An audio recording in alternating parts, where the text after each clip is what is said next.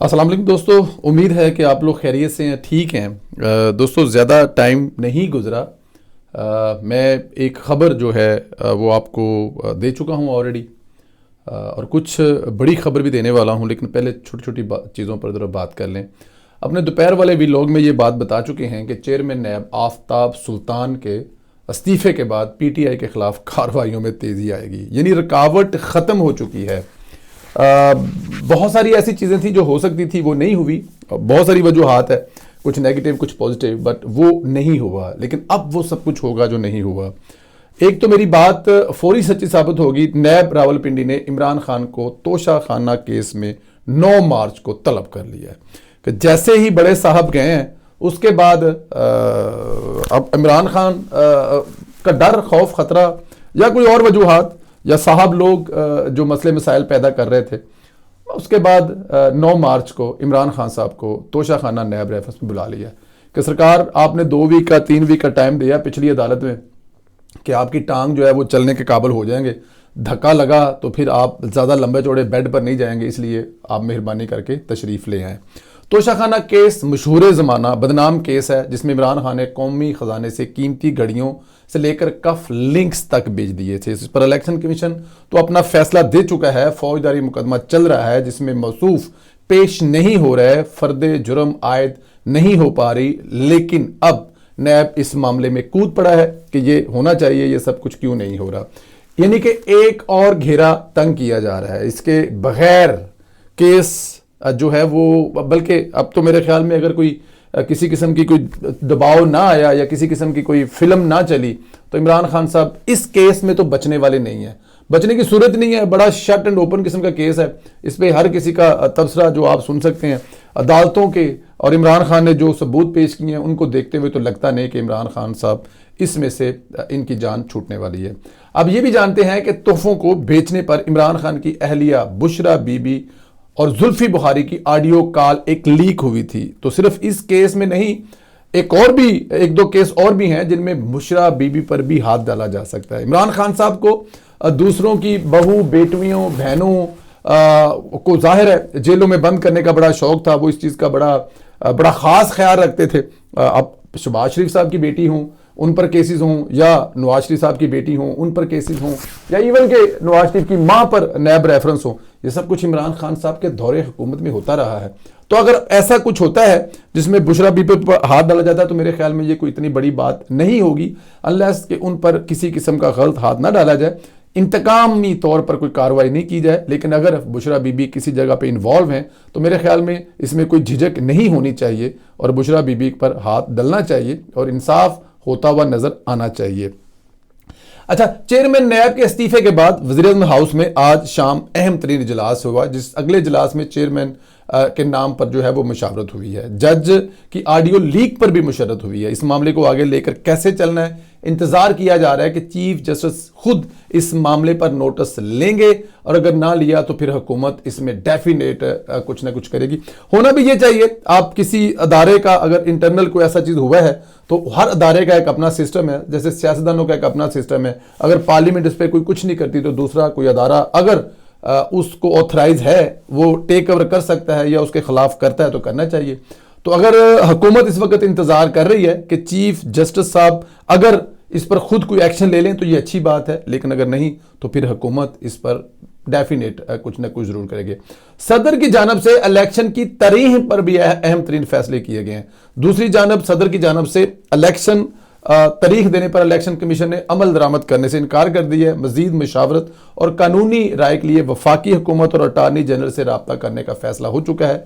यह भी सदर के लिए एक सरप्राइज हो सकता है। देखें, सदर का सिवाय एक मजाक के और कुछ भी नहीं था कि आपके पास एक अथॉरिटी नहीं है तो आप कैसे डिक्टेट कर सकते हैं और ऐसे तारीख दे रहे हैं कि जी फलां जगह पे बोलें कि जगह पे इलेक्शन करवा दें। ऐसा हो नहीं सकता। तो सदर साहब ने इमरान खान की मोहब्बत में आकर अपने इस ओहदे की जो बेतुकीरी की है, मेरे ख्याल में वो इमरान खान साहब आने वाले दिनों में भुगतेंगे। जाहिर है इमरान खान ही भुगतेगा, अलवी तो अपना बिस्तरा उठाएगा तो घर चला जाएगा। अच्छा जी, इमरान खान अब आदि मुजरम बन चुका है, इसमें कोई शक नहीं। सारी दुनिया जानती है कि इमरान खान ने इस्लामाबाद हाई कोर्ट में दहशतगर्दी का मुकदमा खारिज करने के लिए दरखास्त दी थी। इसने दरखास्त पर इतराज लगाकर वापस कर दिया। अदालत ने कहा कि इमरान खान खुद आकर बायोमेट्रिक कराएं, फिर दरखास्त समात मंजूर होगी। और यह भी कहा गया है कि इमरान खान लाहौर में जेली दस्तखत दरखास्त दे चुके हैं, इसलिए अब उन पर यकीन नहीं किया जा सकता। ये मैं नहीं कह रहा, ये कोई नून लीग वाला, JUI वाला या किसी दूसरी पार्टी का लीडर नहीं कह रहा, ये आपके मुल्क की अदालत कह रही है कि हम इमरान खान पर इतबार नहीं करते, क्योंकि इमरान खान एक दफा जेली दस्तखत वाला जो है वो दरखास्त लाहौर हाईकोर्ट में जमा करा चुका है, और अब वो हमारे पास भी आता है। वो चाहता है कि कोई इस पे कोई कार्रवाई हो तो उसको खुद आना पड़ेगा, अंगूठा लाना पड़ेगा, सामने बैठ के साइन करने पड़ेंगे, तो फिर अमल दरामद होएगा। खाली बातों पर इमरान खान पर यकीन नहीं किया जा सकता। ये कौन कह रहा है? अदालत कह रही है जनाब इमरान खान साहब के बारे में।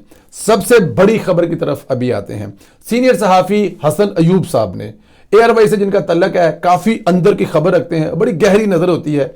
उन्होंने ट्वीट किया कि मजीद चंद दिन इंतजार और फिर justice Mazahir Ali Naqvi and company से मुतल्लक धमाका। यकीनन मेरे कप्तान इमरान खान, बकौल इमरान खान, पंजाब का सबसे बड़ा डाकू चौधरी परवेज लाई दोनों लर्ज जाएंगे।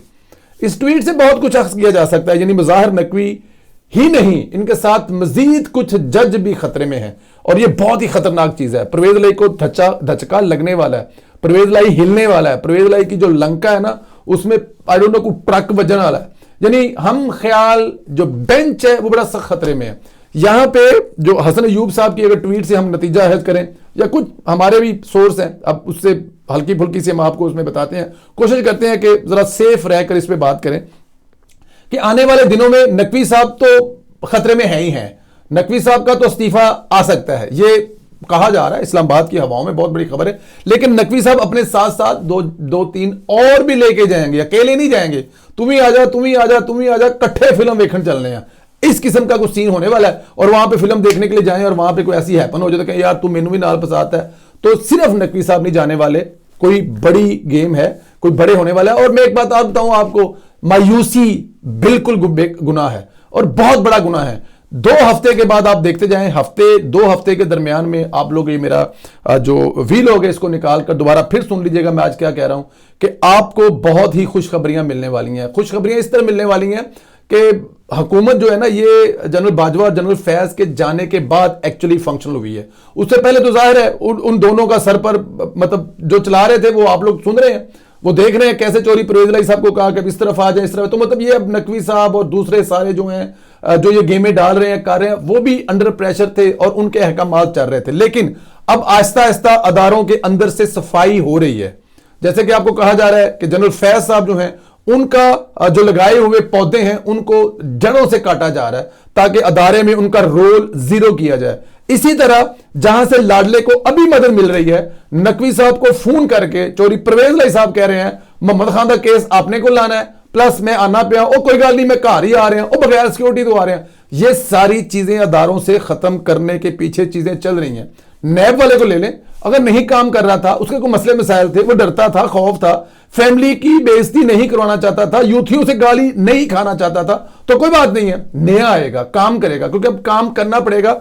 इस मुल्क को यहां पर नहीं छोड़ा जा सकता। इस मुल्क को किसी अदारे में चंद बैठे हुए मेहरबानों की नजर नहीं किया जा सकता। इस मुल्क की सलामती दाव पर नहीं लगाया जा सकती, क्योंकि किसी की बेटी को, किसी की बीवी को, किसी के भाई को, किसी बहन को इमरान खान साहब पसंद है, ऐसा नहीं हो सकता। तो जाहिर है इन चीजों को रोकने के लिए 1 नहीं, 2 नहीं, 4 नहीं, 10 दिन लग सकते हैं, हफ्ता ला सकता है, 2 लग सकते हैं, लेकिन अदारों से सफाई का काम शुरू हो चुका है। आप देखते जाइए कि क्या होने वाला है और बहुत जल्द होने वाला है। ज्यादा लंबा चौड़ा वेट नहीं है, इंशाल्लाह ताला 2 हफ्ते में आपको बहुत बड़ी खुशखबरियां मिलनी चाहने वाले। और मैं आपको वादा कर रहा हूं, आप तमाम दोस्तों के चेहरे मुस्कुराते हुए मैं देख रहा हूं। आखिरी नंबर अनोखा लाडला मांगा खेलन को चांद। पीटीआई ने अगले चेयरमैन में तैनाती के लिए अपना अपोजिशन लीडर मुकर्रर कर दिया है। कहा गया है कि असद उमर अपोजिशन लीडर है, हुकूमत इनसे मुशावरत करे। और बंदा पूछे तो उसी इस्तीफा देता है, हुण ते राजा रियाज को पूछेगा वज़ीर आज़म शहबाज शरीफ बुलाएंगे अपोजिशन लीडर, राजा रियाज साहब को ना कहेगा हाँ जी राजा जी के सलाह है की कहते हो किस तरह करना है, तो राजा साहब दसणगे जी ए कर लो, तो इदा कर लो, तो उदा कर लो, है भी फैसलाबाद दिया। तो जितने तक असद उमर की गल है, असद उमर साहब जो है वो सुकून से बैठे रहे, उनका पत्ता कट चुका हुआ है, उनका लीडर इस्तीफे दिला चुका हुआ है। वो एनी मोर रुकने असेंबली नहीं है। जब रुकने असेंबली नहीं है तो फिर वो अपोजिशन लीडर कैसे हो गए, और वो अपोजिशन खुद ही हो गए हैं, मतलब खुद ही फिल्म बनाई, खुद ही सिनेमे में लगाई, खुद ही देखी, आपे भंगड़े भुंगड़े पा के वेले हो गए। असद उमर साहब कहानी मुक गई है, इमरान खान दस दो। अपना ख्याल रखें, इजाजत दें। याद रखिएगा 1.5 से 2 हफ्ते के बाद बड़ी खुशखबरियां मिलने वाली है। अपना ख्याल रखें, खुदा हाफिज।